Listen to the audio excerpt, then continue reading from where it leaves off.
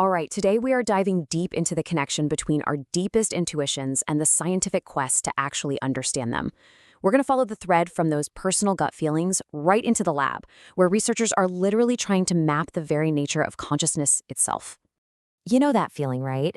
That sudden insight, that sense that something is just a little off, or that tension you feel in the air when you walk into a room. I mean, we've all been there. These experiences feel so universal. But what are they really?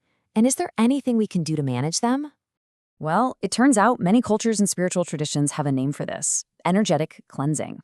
The core idea is pretty simple. Everything from our thoughts to the spaces around us is made of interconnected energies. And, just like you tidy up a messy room, the idea is that we can also tidy up our own personal energy to find a little more balance. So here's the game plan. First, we're going to look at some really practical ways to clear those inner blocks. Then, we'll dive into what intuition actually is. After that, we'll see how science is trying to map these very experiences. And finally, we'll ask the big question: what does it all mean for how we understand consciousness? Okay, so let's start with our own inner world. How do we go from feeling kind of weighed down and heavy to feeling a real sense of harmony and flow? Well, it all starts by just recognizing the signs that we're a little out of sync. Do any of these ring a bell? Feeling irritable for seemingly no reason, finding it really hard to focus, or just having that general feeling of being, well, off. According to a lot of holistic practices, these can be signs that we've kind of picked up some stagnant energy from our daily lives, our environment, or even just from our own thoughts. And here is a really big one. Maybe one of the most common ways we create these blocks is by always putting our own needs last.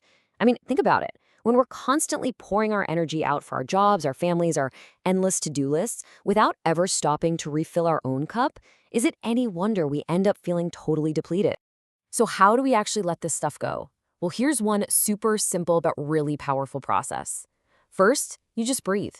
Seriously, just take some deep breaths. Then try to find where that feeling lives in your body. Is it a tightness in your chest, a knot in your stomach? You literally place your hands right there, you name the emotion out loud, and then you consciously release it with your breath. It's all about making something that feels intangible, tangible. And hey, if speaking it all out loud feels a little weird to you, no problem. Writing it down can be just as powerful. Journaling is amazing because it lets you get all those swirling thoughts out of your head and onto the page, which can bring so much clarity. The real key is just not to judge whatever comes out. Just let it flow. And keeping that clarity is all about building new habits. We're talking about simple things here, like getting comfortable saying no to protect your own time, or asking for help when you need it, and trying to carve out just 15 minutes a day for yourself. That alone can completely change your energy levels. Okay, so once we clear out some of that energetic noise, what starts to come through? Well, often it's something a little deeper. Our intuition. And this isn't just about feeling good, it's about tapping into a totally different way of knowing things. At its heart, intuition is that aha moment. It's that gut feeling that just gives you an answer without you having to logically work through the entire problem step by step. It's a form of intelligence that kind of bypasses all of our usual analytical thinking. Now, this is where it gets really, really interesting. Theorists have actually broken intuition down into 3 different systems. First, there's analytic local. This is totally brain-based, like when you suddenly remember where you put your keys. Then there's experiential local, which is all about your inner world, dreams, meditation that create a flow state. But then there's the third one, extraordinary non-local. And this is where things get wild. It suggests a way of knowing that operates outside the normal rules of time and space. And that idea of non-local knowing leads us right into our next section. I mean, how could science possibly start to study something that seems to bend its own rules? How do you even measure a subjective experience like that? Well, one way is by controlling sensory input. Take the Ganzfeld effect. If you create a totally blank slate for your senses, like taping halved ping pong balls over your eyes and listening to white noise, your brain gets bored fast. It's starved of real signals, so it just starts making its own, which can lead to some pretty intense hallucinations.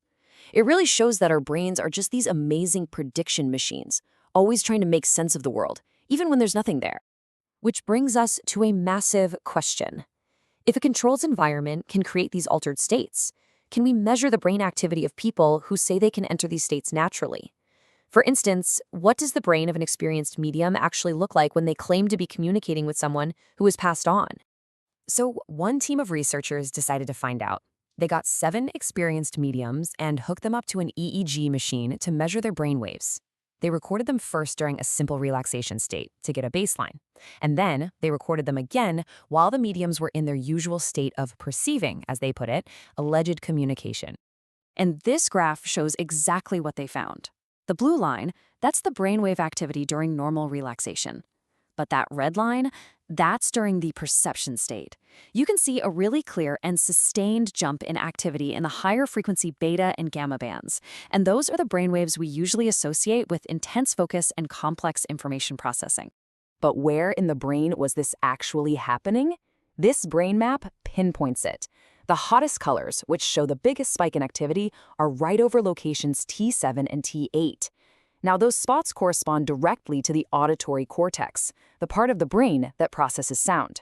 So what on earth does this all mean? Well, during their perception state, the medium's brains were acting as if they were actually hearing something. It suggests that these internal voices were generating real, measurable neural activity. Now, the researchers are really careful to point out that with only 7 people, the results aren't statistically significant. But still, it's a pretty fascinating glimpse into what's happening in the brain during these unusual states. Okay, so where does this all leave us? We've gone from really practical self-care techniques all the way to the outer edges of neuroscience. Let's try to put these pieces together. When you put it all together, the idea of clearing your energy, the theory of non-local intuition, even these brain scans, they all seem to be pointing toward a much bigger, more expansive view of ourselves. This quote really captures that feeling, that maybe we're more than just our physical bodies, and that our consciousness is way more vast than we usually imagine. And that leaves us with one of the biggest questions of all, doesn't it? Is our brain a generator, something that creates consciousness from scratch? Or is it more like a radio receiver, just tuning into a signal that's already out there? The science is definitely still out on that one, but exploring our own inner world gives us a pretty powerful way to investigate that question for ourselves.